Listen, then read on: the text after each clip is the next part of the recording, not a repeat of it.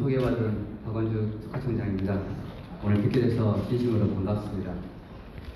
사실은 오늘 이 자리가 저에게 첫 번째 인천 방문의 자리가 아니고 딱 작년 이맘때 2018년도 인천 지식재산 페스티벌이 제가 특허청장 부임하고 처음으로 참석했던 지역 페스티벌이었습니다. 그래서 1년이 지나서 이 자리에 다시 오게 됐습니다. 사실 인천이 대한민국의 길이라고 합니다. 전 세계로 통하는 길이 인천에서 시작이 되는 곳이기 때문에 개방성과 혁신을 상징하는 도시라고 생각을 해왔었습니다만 오늘 시장님 말씀을 듣고 보니 그 앞에 공연도 다른 지역에서 볼 수 없는 경험을 보고 보니까 인천은 혁신만이 아니라 문화의 중심이다. 대한민국의 미래의 모든 혁신이 여기서 가장 국민들이 좋아하고 기뻐하는 방식으로 이루어지겠다라는 생각을 해보게 됐습니다. 오늘 이 바쁘신 일정에도 여기 참석해 주신 박남주 시장님 진심으로 감사드립니다. 아까 여러 가지 얘기를 나눌 기회가 있었는데 지식재산을 깊이 이해하시고 기업들의 혁신을 도와주겠다는 의지가 대단하시고 올 한 해 내내 저희 특허청이 하는 여러 가지 사업들도 시장님의 도움을 받아서 바로 이곳 송도에서 여러 차례 열린 바가 있습니다.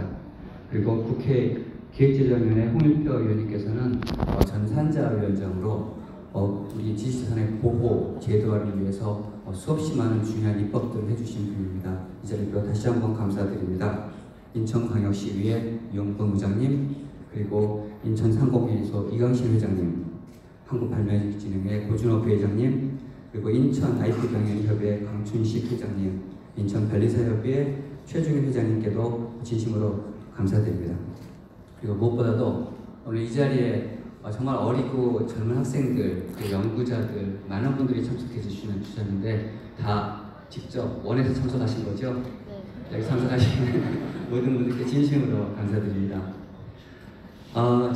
원고에 없는 말씀을 드릴까 합니다.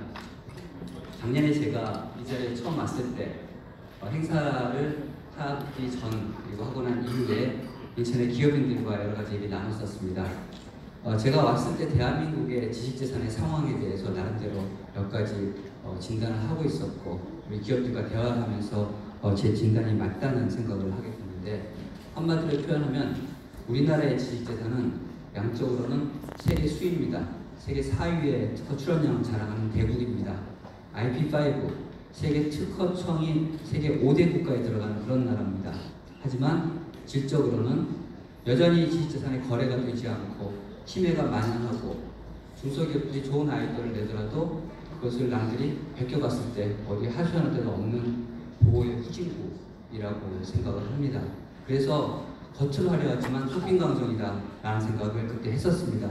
그리고 우리 기업들에게 몇 가지 약속을 했습니다.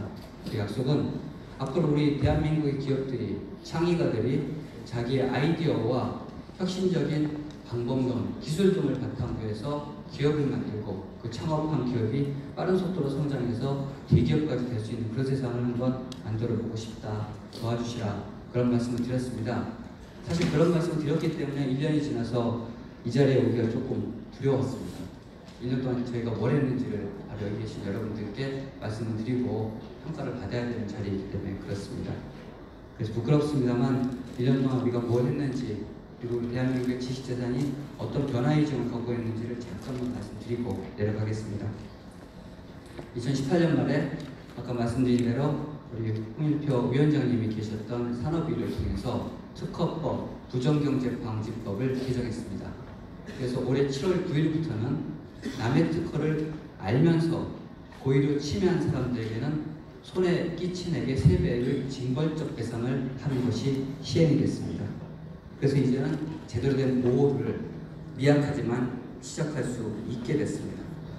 그리고 올 3월에는 지식재산 생태계 혁신 전략이라는 정부의 종합적인 스트래티지를 국민들 앞에 내보낼 수가 있었습니다. 한 6개월 동안 여러 가지 고민한 끝에 나온 결과물이었고 그 안에 수없이 많은 중장기 전략들이 포함이 되어 있습니다. 그리고 지금까지 대한민국이 국내에서 특허를 내는 것에만 열중하던 것을 바꿔서 우리 기업들이 해외에서 특허를 내도록 위한 정부의 역할이 필요하다는 인식을 바탕으로 해외 특허 확보 전략에 대한 발표도 있었고 우리의 정부의 예산이나 활동도 그쪽으로 집중이 되고 있습니다. 특허 공제제도라고 해서 우리 기업들이 해외에 나와서 특허 괴물이나 혹은 외국의 특허권자에게 소송을 당하고 거기서 경영위기를 정부를 막기 위한 공제 사업을 시작을 했습니다. 시작한 지 2달 만에 1000여 개 기업이 가입할 정도로 수요가 폭주하고 있습니다. 그래서 성공할 거라고 믿어 의심치 않고 있고요. 그리고 특허밖에 없는 기업들이 은행에 가서 돈을 빌려서 창업을 할 수 있게 하는 것이 대한민국에서는 불가능했었는데 올해 처음으로 일반 시중은행들이 특허 담보 상품들을 출시하기 시작했습니다. 정부는 올해 예산을 짜서 내년부터는 회수지원 기부라는 제도를 만듭니다. 은행들이 개인의 특허를 담보로 돈을 빌려줬다가 그 개인이 망했을 때 바로 은행이 가지고 있는 담보물을 현금화시켜주는 것을 정부가 도와주겠다는 겁니다. 이렇게 해서 더 많은 은행들이 앞으로는 창의적인 아이디어를 가진 기업가들을 도와줄 수 있게 될 것으로 생각을 합니다. 연초부터 특허 빅데이터라는 우리가 지금까지 들어본 적이 없는 새로운 통계 데이터를 바탕으로 해서 산업정책을 새롭게 짜고 기업의 경영 전략을 새롭게 짜고 또 지금 벌어지고 있는 일본의 수출 규제에 대응해서 대체 기술 그리고 기술 자립을 이룰 수 있는 어떤 변혁의 씨앗도 만들어내고 그것이 꽤 지금 성공적으로 기업들의 어필을 하고 있습니다. 이런 노력들이 모여서 9월에 한 가지 해프닝이 벌어집니다. 바로 대통령님께서 대한민국 200만 원째 특허를 얻은 특허권자에게 직접 특허청을 수여하시는 행사가 9월에 있었습니다.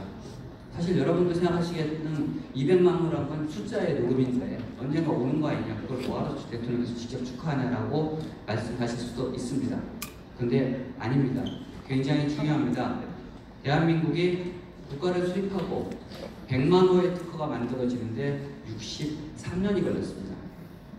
근데 100만 1호부터 200만 호까지 가는데 딱 9년 걸렸습니다. 대한민국의 기술 축적의 속도가 어마어마하게 빨라지고 있고 우리 국민들의 머릿속에 있는 창의성이 이제는 세계에서 가장 혁신적이고 가장 속도감 있게 전개가 되고 있다는 것입니다. 그것이 왜 중요하냐?